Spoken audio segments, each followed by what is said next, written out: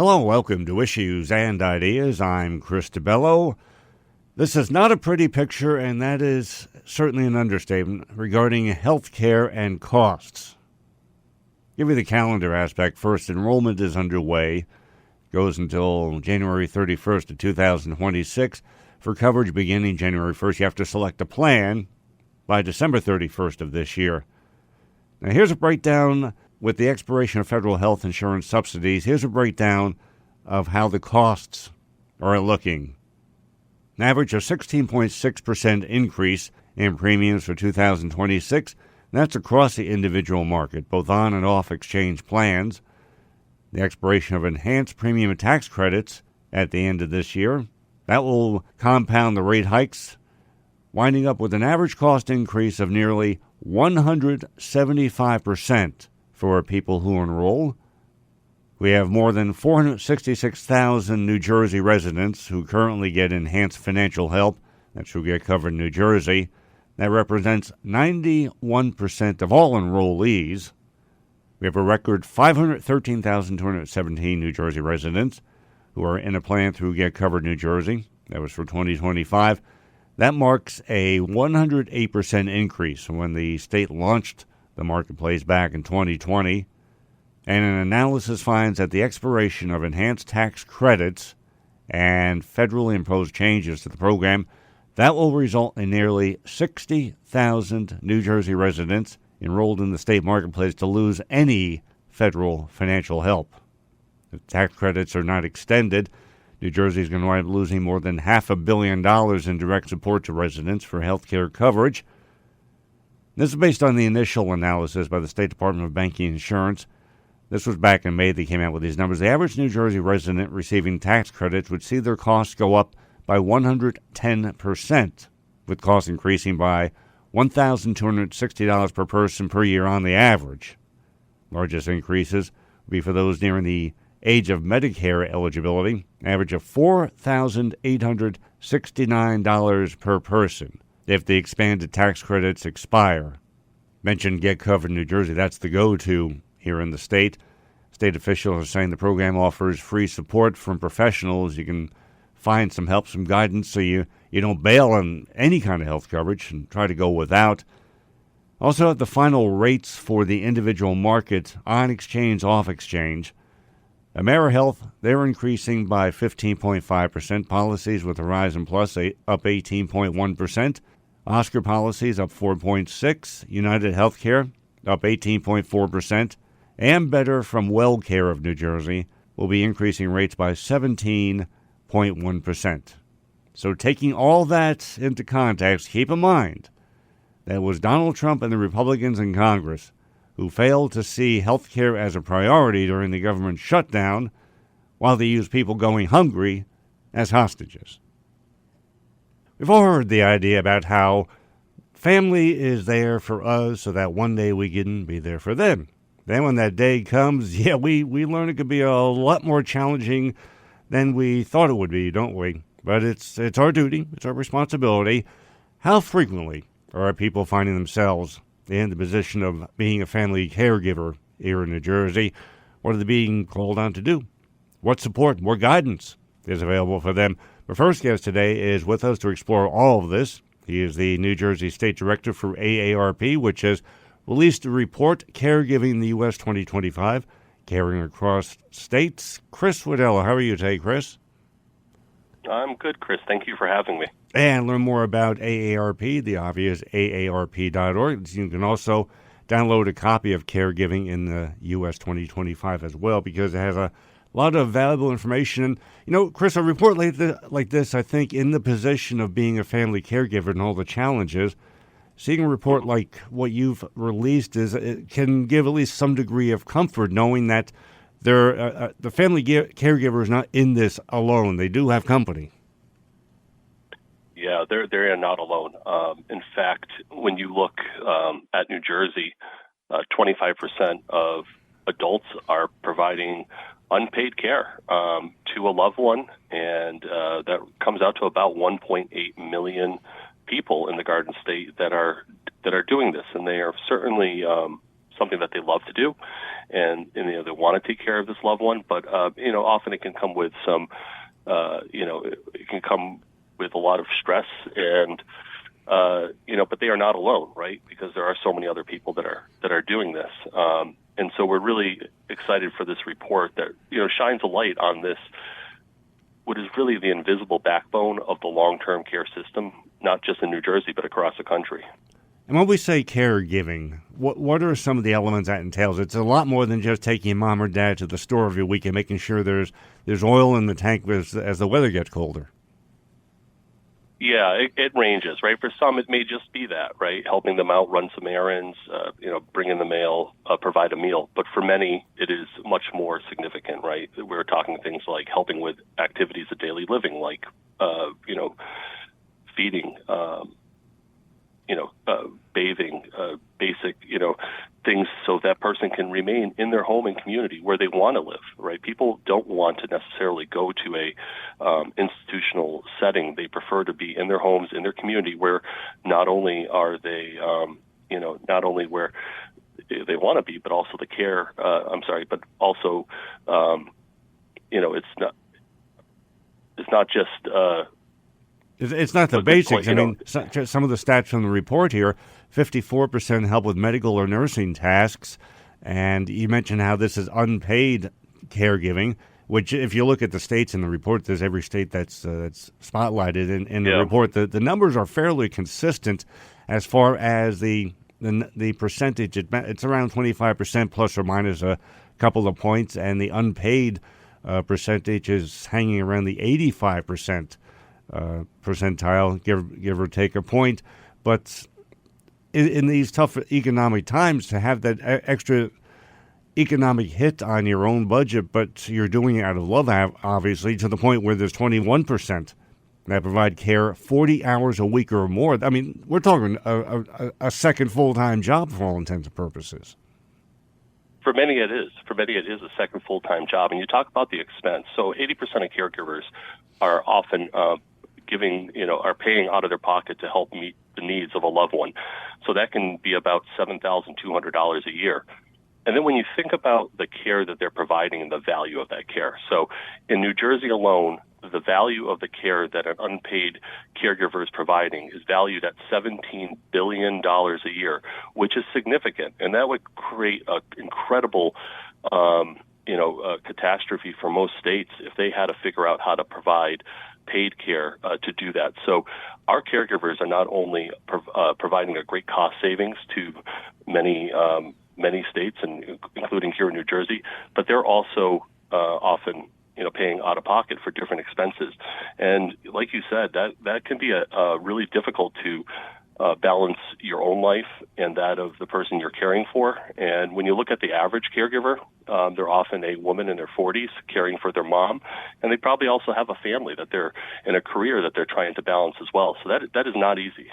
We'll get into some of that too. Coming up here, we're talking with Chris Widelo, who is the New Jersey State Director for AARP. They also have released the report Caregiving in the U.S. 2025, Caring Across States. You can find out about that more at aarp.org. And you are listening to Issues and Ideas. You make information available about the various organizations that can help those who are caregivers of New Jersey, United Way, Caregivers Coalition, the list goes on from there, state, local, whole host of organizations, which is great. But you mentioned, and we referenced how so many are basically doing a second full-time job in their caregiving efforts.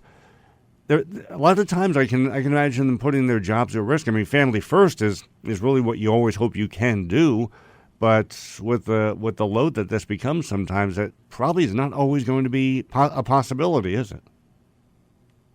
It is hard. I've been a caregiver for my sister and for my father, from a distance, and my mom was right on the front lines of that. And I can tell you, even the small amount that I was able to do, it was stressful. It is not easy, and it's not always easy to balance that. And so I think one of the things that we talk about is, love is not enough when it comes to caregiving, that often the caregiver needs care themselves. They need things like respite care, and they need things like, just often just somebody to talk to about what they're going through, to know that this is, that they're not alone. And so we need to make sure that we're keeping our caregivers healthy and that we're keeping them engaged, and so they can continue to do this good work, because our long-term care system can't survive without it. And so they're really important, and we have to do as much as we can. And, we continually advocate here in New Jersey for ways that we can help our caregivers stay engaged and doing the job that they love. Which that advocacy has brought about legislation.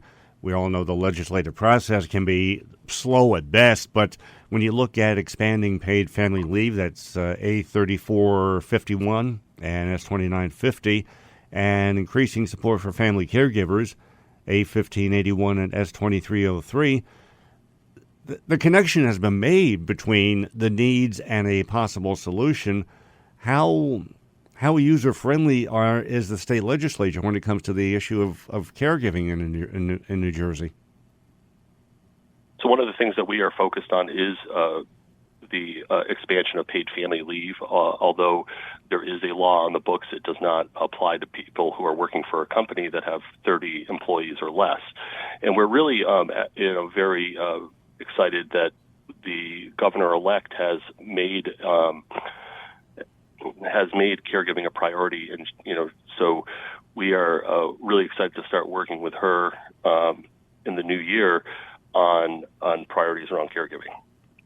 Another one of the pieces of legislation to improving financial transparency in nursing homes. We hear a lot of talk nowadays about transparency with hospitals, and both should be at an equal level of importance. So it's good to see legislation going into that as well, because you certainly have heard stories, as many of us have, where you think that the nursing home, the long-term care facility, is going to be a place of comfort, security, and stability, where it's basically they take a vacuum and stick it into the family's finances until nothing's left, and then here you have to come get grandma and grandma because you all are out of money and there's no more coverage. Yeah, I think there's an expectation that when you are, when you have a loved one in a skilled nursing facility like a nursing home, that they're being taken care of. And I can speak from experience seeing my own father in a nursing home. And while it was a good place, and I do think that they cared, it often wasn't enough. There were definitely gaps in the care that was there. Unfortunately, my mom was available to be there on a regular basis to fill some of those gaps. But there is a need for greater transparency in nursing homes. What we have seen is we are seeing a lot of evidence of dollars, which are taxpayer dollars largely through Medicaid, that are going into nursing homes for care. And yet we're going into nursing homes, yet we're not seeing those dollars used for care. There's this very complex financial structure that's being set up with many nursing homes. And we are worried that those dollars are being siphoned away from care and instead going towards profits. And so we need to have greater transparency to understand, where do those dollars go? If there are more that are needed, then we should certainly have that conversation. But we have to understand where the current funding is going. I just want to make clear, too, I wasn't making a blanket statement saying all or have questions about them. There are, like with any other industry, there are many legit, there are a few that are not as legit, and those are the ones that need a proper focus, which transparency legislation would certainly enable that.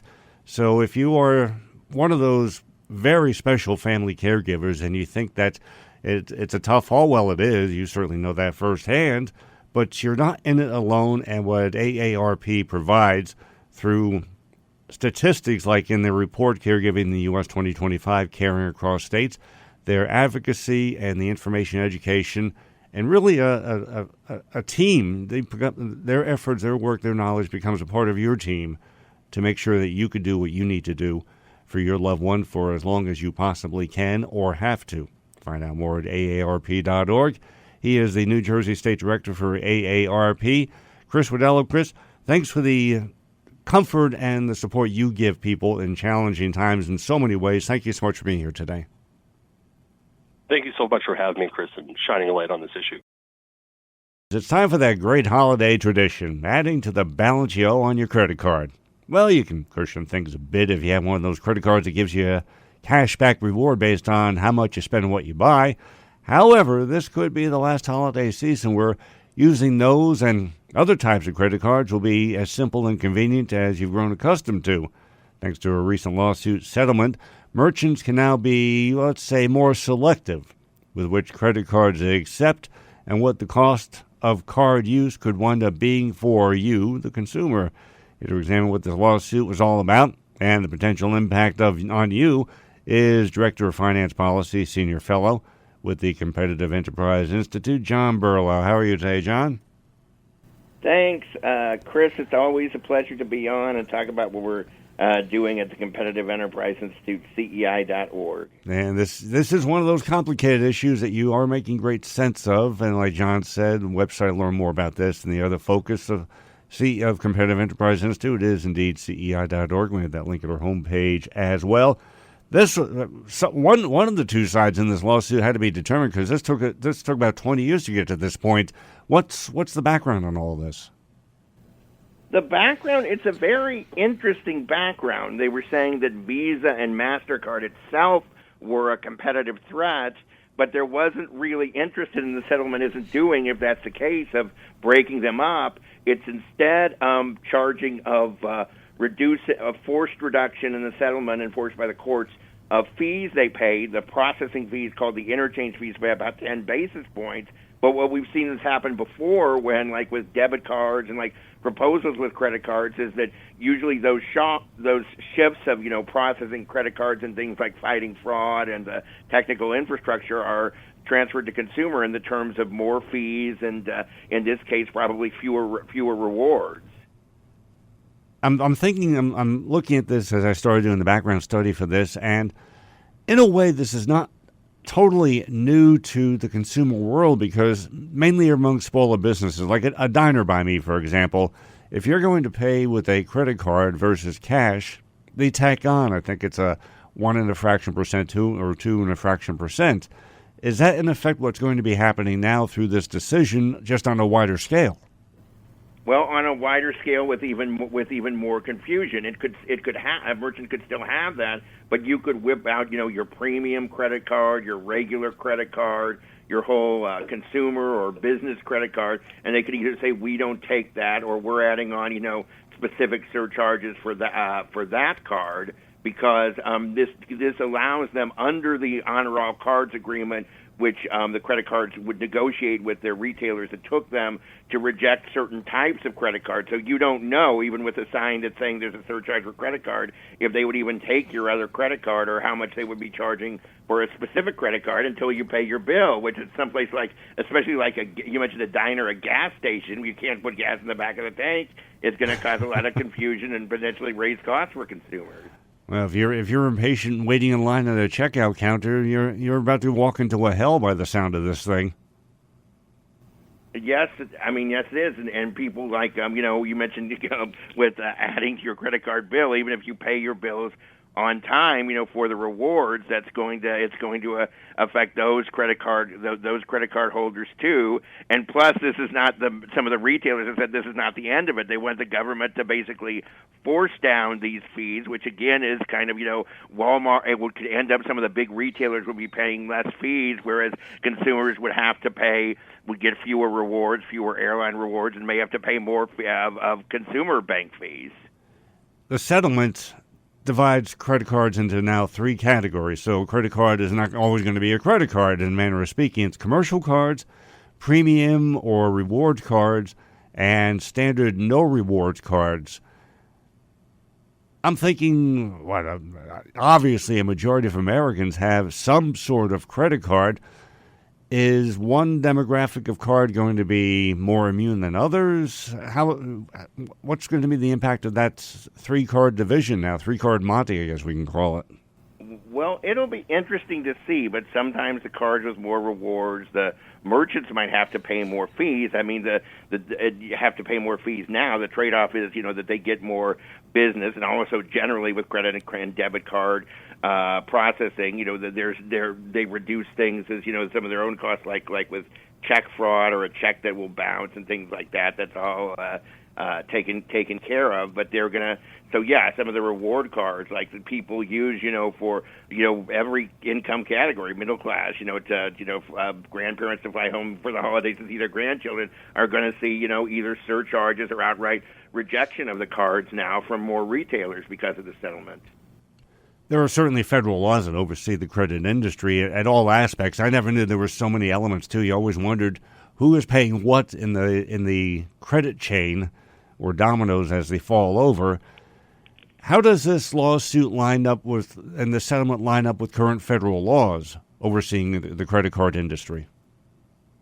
Well, this was actually an enforcement in some ways of federal laws that there's under the antitrust laws, there's what's called private right of action where you can sue if you think somebody's violating it, but it's unclear how this is violated if the action is the structure that was supposedly anti-competitive. I don't believe it is anti-competitiveness because Visa and MasterCard are, they have, there are players like Discover and now like cryptocurrency, all types of buy now, pay later, but nothing really is done to the structure of Visa and MasterCard and the cooperatives that they have that they began with community banks in a way that's a good thing because a lot of that community banks can issue Visa, but now it means that they're going to have, if they issue one type of card, those community banks and credit unions also may lose out. Talking with John Berlau, who is Director of Finance Policy, Senior Fellow with the Competitive Enterprise Institute, CEI.org, their website, and you are listening to Issues and Ideas. How is this going to impact, you mentioned smaller banks, is this going to impact access to credit and credit cards for people with fewer banks, especially the smaller banks not wanting to get involved with paying more fees for a service that maybe they don't strongly rely on? That'll be interesting. Well, I mean, it's sort of a bundle that it's a good question. Community banks and credit unions offer their customers, and if they were not offering, credit cards, that people would go elsewhere. But this means that the particular credit cards they offer, even though there's still the thing where you have to honor all issuers in the credit card, and you can't just say, I won't take it from this bank. But if there's a particular category that the community bank or credit union specialize, say business cards, and some retailers don't want to take the business or commercial credit cards, that could affect them. And of course, the community banks, being smaller in general, they rely more on the interchange, the processing fee revenue than some of the bigger banks. So they're going to be affected by that too. Now, as we said, the settlement indicates that this is a done deal, albeit it took 20 years to get to this point. How fast, and in your view, how logical/organized can all this be implemented without causing mass confusion, refusals of purchases, denials of, what's the swamp likelihood of all this? Well, it will be interesting. I mean, the settlement, and it's still not a final deal. A judge still has to approve it. I think that'll happen in a couple months. Whether the judge approves it, and there are also provisions that retailers have to disclose if they're going to take any action, surcharges against certain type of cards, not type of cards, and part of it is disclosure to consumer. The question is, how strongly will that be disclosed to consumers? I can tell you now, sometimes I haven't seen, I don't know until I get the check, or even after. It's in very small print sometimes at a restaurant. I'm not going to name names, that there's a surcharge for a credit card, and I've seen gas stations post the cash price without saying that's the cash price. So I think disclosure is going to be a big part of the thing, that the consumers at least have something, when they go in the store before they go in the checkout line, of what the charge is there and what cards they take or don't take. Just with our society being sue happy, as I like to call it, I can see a consumer class action suit in the making once all this finally does become established. Right, a lawsuit to counter a lawsuit, or states may, have the option of saying, this is, of banning surcharges for cards. So, and this lawsuit doesn't preclude that. So retailers' surcharges may face some action, from state laws as this people goes into effect, and if it has some particularly negative effects. If I'm understanding right, just to wrap up this here, I didn't want to get too into the weeds here to confuse the person listening, but it's still, information has its value. Who is paying fees on the credit card? Because a lot of people consider it to be the retailer, the point of purchase. That's who's paying the fee on the credit card. Is that always the case, majority of the case? With all these fees that were negotiated and the over the time dropping of them, who's footing the bill on that? It would be the retailers, but somebody is going to have to pay the money, like to fight fraud or hacking, identity theft. The costs aren't going to disappear. So more of those costs, like when you had the Durbin Amendment for Dodd-Frank, or what would happen if you had proposed legislation like Durbin-Marshall now, is more of those costs are going to be shifted to consumers in terms of fewer rewards or just surcharges consumers pay. Can be charged now as courts or as this settlement sort of weakens the agreements the contracts that credit cards had with retailers. So consumers are going to pay more of the costs that the businesses used to pay, and businesses would get in return from those as much as someone like to complain. People will spend more with credit card, not just more than they have, but more like if you don't not having to carry cash in the wallet. So it's going to be another cost shifting from businesses, including some of the biggest retail chains, to consumers. And when you look at the sheer stats, about 175 million consumers have at least one credit card. That's obviously making the most common method of making a purchase. 85% of the credit cards issued today are rewards cards, which are becoming, I won't say an endangered species, but not as easy to use as we've all been accustomed to. So the frustration factor of all this is high, to say the least as a layperson. And as I am looking at this, find out more if you want to study more in depth about this. That is one of the many focuses of the Competitive Enterprise Institute. You can find more information at CEI.org. He is their Director of Finance Policy, Senior Fellow John Berlau. John, thanks for helping us better understand what's about to happen and the process of happening and how it's going to impact us as a consumer. Thanks, as always, for being here. Thanks for your great questions, Chris. Pleasure to be on. It's time once again for Trump Said It. If you were president, would you declassify, you can answer yes or no to these. Yeah. Would you declassify the 9/11 files? Yeah. Would you declassify JFK files? Yeah. I did a lot of it. Would you declassify the Epstein files? Yeah, I would. All right. I guess I would. I think that less so because, you don't know it. You don't want to affect people's lives if it's phony stuff in there, because there's a lot of phony stuff with that whole world. But I think I would, or at least do you think that would restore trust? Help restore trust? Yeah, I don't know about Epstein so much as I do the others. Documents says he doesn't believe you're implicated in these files, but many of your friends and donors may be, and he says that's why the Justice Department is redacting them and slow-walking the release. Is the Justice Department protecting any friends or donors, sir? So this is a Democrat hoax that never ends. It reminds me a little of the Kennedy situation. We gave him everything over and over again, more and more and more, and nobody's ever satisfied. From what I understand, I could check, but from what I understand, thousands of pages of documents have been given. But it's really a Democrat hoax because they're trying to get people to talk about something that's totally irrelevant to the success that we've had as a nation since I've been president. Even if you look at D.C. right now, D.C., it's a totally safe zone. It's called a safe zone. That's a term. It's a term of art. It's a safe zone because it's very safe. You can walk down the street now and nothing's going to happen. No crime, no murders, no nothing. Because we had a lot of problems with certain places, and we still do. All run by Democrats, or for the most part run by Democrats. So what they're trying to do with the Epstein hoax is get people to talk about that instead of speaking about the tremendous success like ending 7 wars. Sure. I ended 7 wars. Nobody's going to talk about because they're going to talk about the Epstein whatever. Sure, I understand that we were subpoenaed to give files, and I understand we've given thousands of pages of files. And I know that no matter what you do, it's going to keep going. And I think it's enough, because I think we should talk about the greatness of our country and the success that we're having. I think we're probably having, according to what I read, even from 2 people in this room, we're having the most successful 8 months of any president ever. And that's what I want to talk about. That's what we should be talking about, not the Epstein hoax. Family in Virginia drew Trey released a statement overnight in response to some of the comments that you made this week. You said that Jeffrey Epstein stole people from Mar-a-Lago. At the time, did you know why he was taking those young women, including Virginia? No, I didn't know. I mean, I would figure it was ABC fake news that would ask that question, one of the worst. But no, I don't know really why. But I said, if he's taking anybody from Mar-a-Lago, he's hiring or whatever he's doing. I didn't like it, and we threw him out. We said we don't want him, at the place. This is a story that's been known for many years, as you know. But it's, I didn't like it that he was doing that.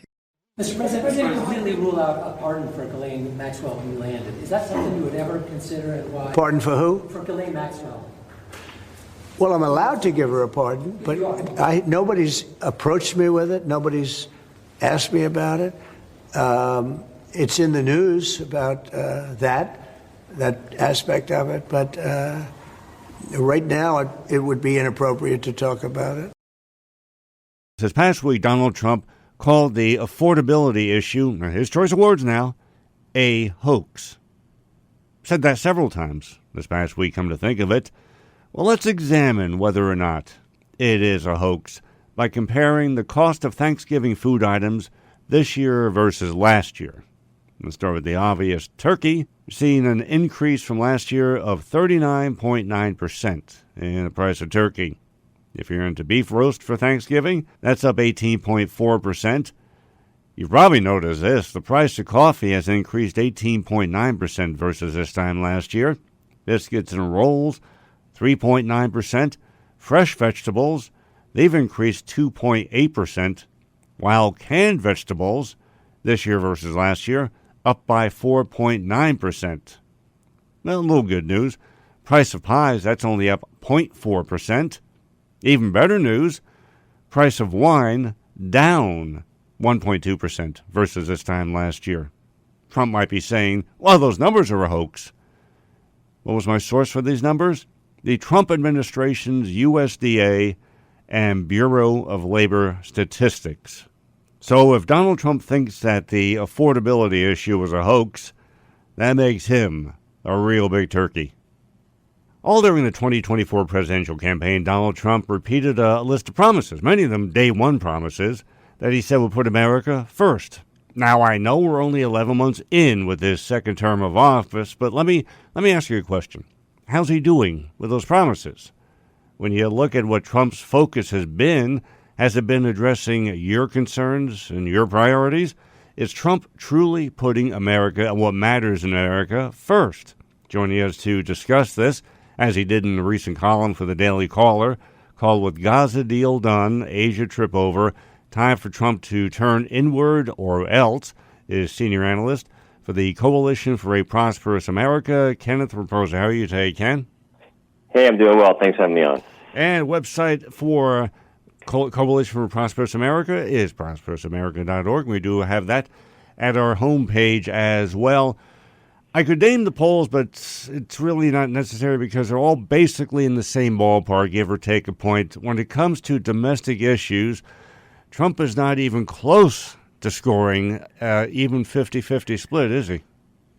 No, right, and it's been in decline. And it's been mostly in decline because of, focus on the Gaza war, right? That was a big problem. That turned off a lot of the more harder right MAGA supporters. And the constant trade talks that we've seen with Asia recently and the South Korea trip, with that is now over. And so there were a lot of people who were just saying, I hear Trump talking a lot about Israel and he's talking about Ukraine, and that war is still going on, and he was promised peace. We'd like to see peace. We want to see that over with now so we can focus inward, but we're not seeing the focus inward. That doesn't mean that he's not doing that. Again, let's just to remind your listeners that all of these trade trips, like the most recent one into South Korea, where he met with leaders from Malaysia and so on, well, he actually went to those countries as well, are part of the America First trade agenda, right? So that is in domestic policy, right, as much as it is a outward-looking policy, because, of course, he's looking for markets for the United States. But it is also a domestic agenda. The trade agenda is very much a domestic agenda. But these are long-term concerns, and Americans are really looking at Trump and saying, I need some immediate concerns. I need to see some action on the home front and less action on foreign policy. So let's see. I think the White House recognizes that now, and so we're going to see where they stand in the next few weeks. I think we're going to see a turnaround here. Well, I am seeing reports that he's planning this. Something that's been missing now for quite some time. Any kind of domestic rallies, just get in touch with the people again. But the problem is, he recently goes on Fox News to say the affordability issue is, his words, a hoax. So is he going to do a 180 on that as he rallies? Is he going to do a 180 on that on these rallies and say, okay, I promised it was tougher than I thought, which he said that in the recent past too. It was a bigger hill to climb than he thought it was going to be. Or is he going to go out there and continue with the affordability as a hoax? Because, like it or not, it's really tough to get Trump to say, you know what, I didn't get it, but I think I get it now. It's a bad look to say affordability is a hoax because his own constituents are saying that the cost of living is a problem. Now, what Trump has to do is really get out ahead of this narrative. Forget the affordability is a hoax thing. If he wants to go that route, then what he has to do is take that narrative and push it, ram it down the Democratic Party's throat, really, because the cost of living is worse in blue cities and states. And a lot of the issues related to cost of living, of course, have to do with COVID and stimulus and Biden and the Fed. But a lot of those issues that are causing inflation or rising costs above inflation are issues that are created by the states. They're not something that the federal government can control.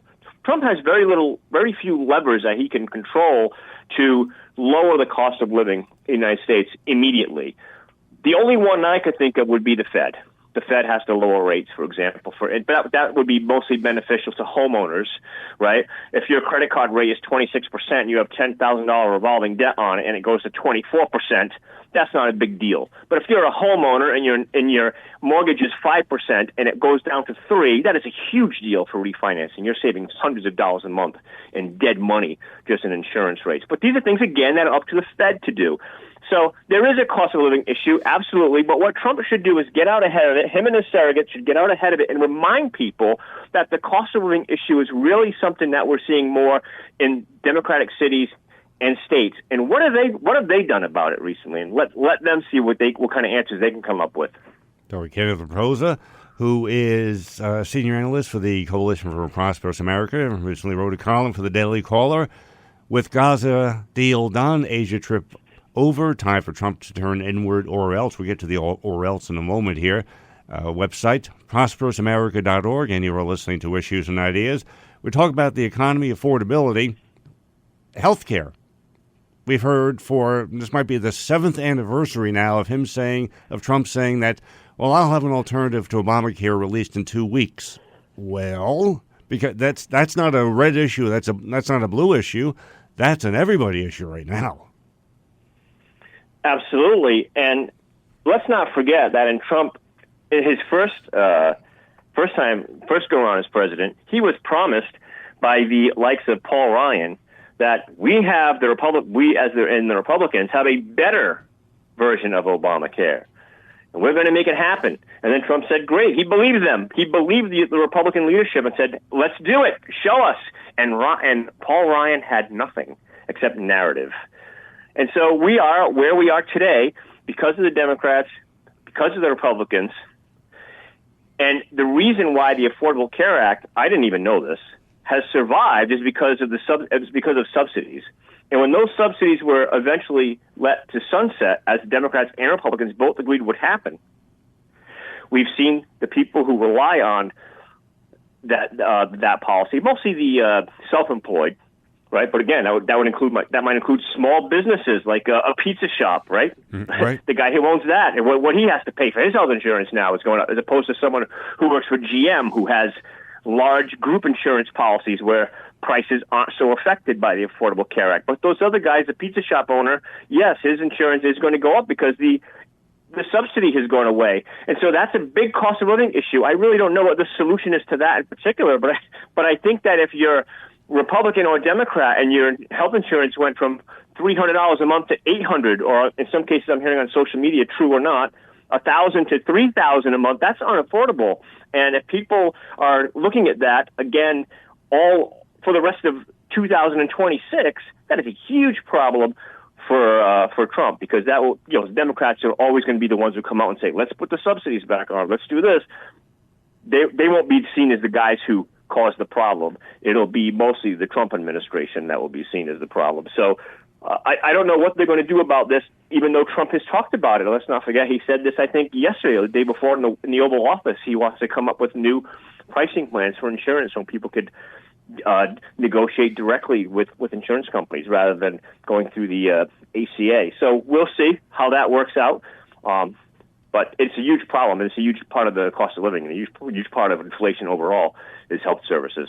Well, the problem with that idea, too, is that if you're buying as an individual, you're going to get a much higher rate than if you're buying as part of a collective. Oh, absolutely.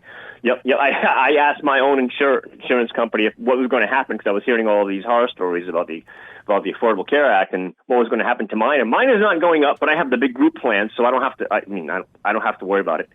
At least not now. Knock on wood. I hope that doesn't change. But these are things that Trump can't ignore, right? Because and forget the health insurance. That's a perennial disaster for both parties.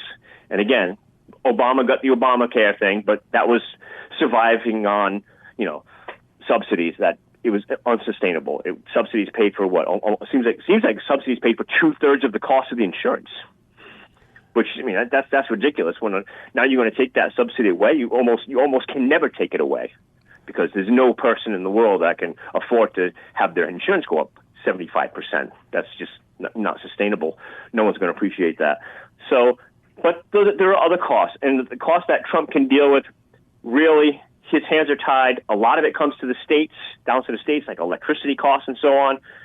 He has to hop on the Fed to lower rates, and he's already doing this with oil and gas and making sure that we're producing as much as we can. We are producing more than we were under Biden. And again, when you look at we started our conversation about foreign policy and how Trump was focused more on overseas action. He was almost forced to do that. That you can't be talking about wars and rumors of wars, because that's just going to send oil prices higher. Then oil prices are going to go higher, and then the Fed is going to say, well, we can't lower rates now because oil and gas is such a huge part of our core inflation index. So now the Fed is not going to cut rates. They might even raise rates. So we have to make sure that we do have peace, and that's what Trump always says that he was focused on. That's one of the reasons why a lot of people who were former Democrats voted for Trump the first time and the second time. And he has to turn inward and focus on understanding that cost of living is rising. I've got to get the Fed to lower rates. I've got to keep hammering them on this, and to remind the electorate that the cost of living is worse in cities and states that are run by Democrats. Where else is gasoline almost $5 a gallon? It's in California. It's not in Texas. It's not in Florida. Where is electricity rates so expensive because of green policy mandates where you must get your electricity from solar or wind? That's in Massachusetts. That's not in Oklahoma. So these are issues that he has to bring to the fore so people understand, hey, wait a minute now. The cost of living is high where I am here in New York City, is high where I am. And they're not going to vote for Trump, but at least to get it so that the average person, the independent, understands that that's not all something that the president can solve. We'll certainly talk in educational ways instead of bumper sticker language, which is, I think, one of his faults. But just to wrap up here, because we started with polls, and I want to end with polls. Again, it doesn't really matter the name of the poll. They're pretty much in the same ballpark. Trump made tremendous inroads with crossover votes. You mentioned Democrats voting for him, non-whites voting for Republicans, and near, if not historical numbers. If you look at the poll numbers now of those demographics, they're going back the way they came. They're not going to be there in 2026 for the Republicans. Is that going to be the dilemma that's going to just magnify what is, I guess, excused as a traditionally off-year election, penalizing the party in power? Absolutely, and that's a trend that happens no matter who's in power, right? Whether it's a Democrat or a Republican, the House usually flips the other direction. And people are voting for Trump. Republicans turn out to vote for Trump. They don't turn out to vote for Lindsey Graham and Mitt Romney. He's not a senator anymore, but they don't turn out for those guys, right? They turn out for Trump, but Trump is not on the ballot in the midterm. So the message has to be from Trump and his surrogates and even the influencers that we have on social media who are more or less pro-Trump have to explain to people that if the Republicans lose the House and Senate, all you're going to do is have impeachment theatrics for the next year or two. It's going to be more problematic. There's going to be no solution to cost of living because the Democrats aren't going to, they're going to turn the entire political story of getting Trump.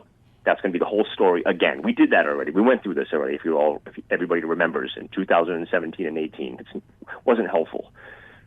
And they're not going to get the likes of senators like John Fetterman, who an apolitical person or an independent would probably like, even many Republicans. They're not going to get a guy like Sherrod Brown, who was a former senator in Ohio. They're not going to get that type of character.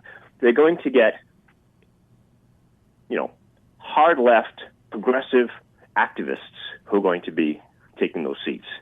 They're going to get people who are going to usher in and help usher in a guy like Gavin Newsom. Okay?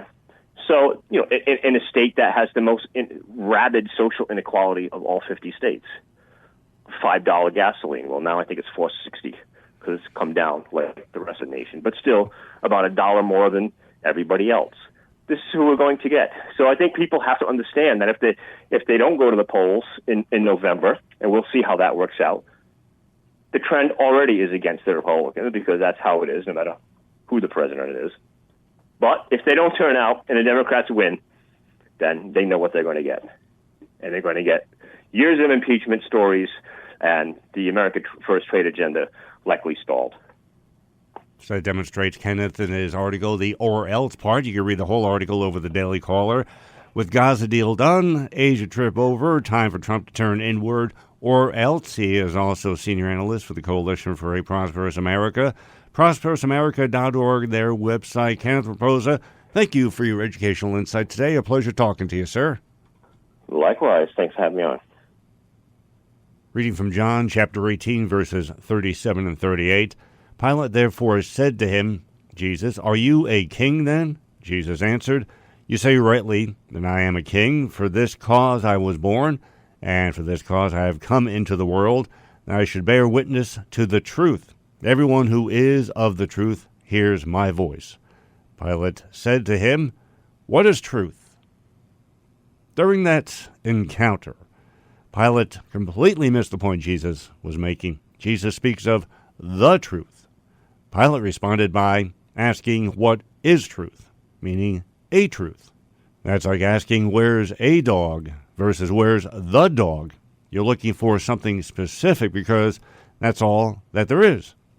The act of watering down truth to fit a self-serving narrative or desire is certainly running rampant in our world today. This is an obvious work of Satan, who, as the Bible teaches us, holds domain over the earthly. We read this in John chapter 12, verse 31, with Jesus declaring, now is the judgment of this world. Now the ruler of this world will be cast out, as well as what's revealed to us in Ephesians chapter 2, verses 1 and 2. And you he made alive, who were dead in trespass and sins, in which you once walked according to the course of this world, according to the prince of the power of the air, the spirit who now works in the sons of disobedience.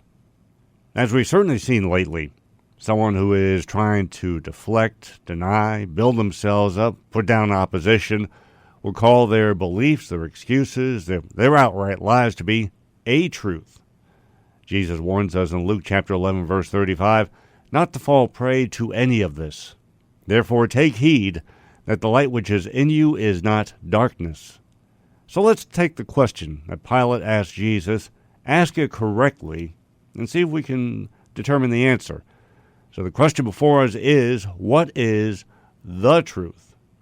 The obvious first step in finding something is, knowing where to look. Deuteronomy chapter 32, verse 4 gives us the answer.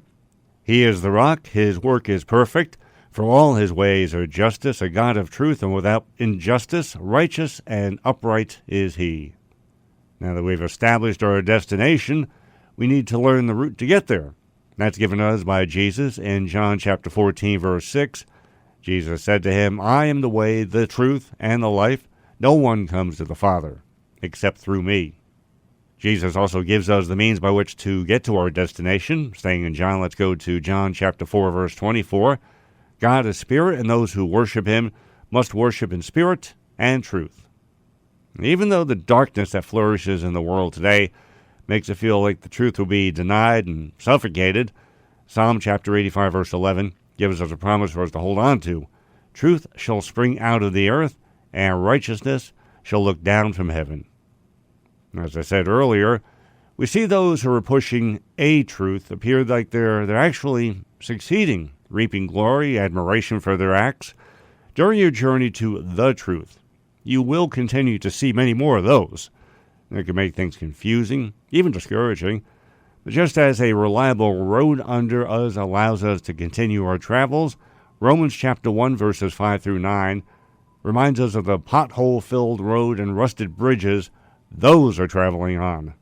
But in accordance with your hardness and in your impenitent heart, you are treasuring up for yourself wrath in the day of wrath and revelation of the righteous judgment of God, who will render to each one according to his deed, eternal life to those who by patient continuance in doing good seek for glory, honor, and immortality, but to those who are self-seeking and do not obey the truth, but obey unrighteousness, indignation, and wrath, tribulation and anguish on every soul of man who does evil.